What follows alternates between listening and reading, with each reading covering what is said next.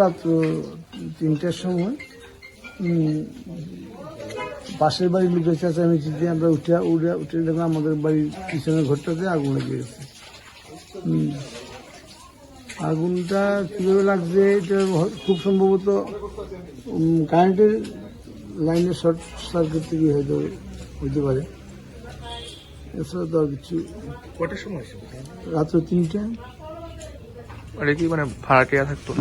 ভাড়াটিয়া, তারা ওই ঘরে ছিল ভাড়াটিয়া। ভাড়াটিয়া কালকে ছিল না বাড়িতে।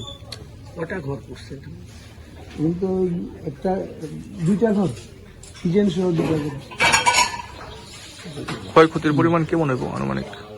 এমনিতে তাদের যে ভাড়াটিয়ারা তো জিনিসপত্র মিলে প্রায় 2-3 লাখ টাকা কিনেছিল।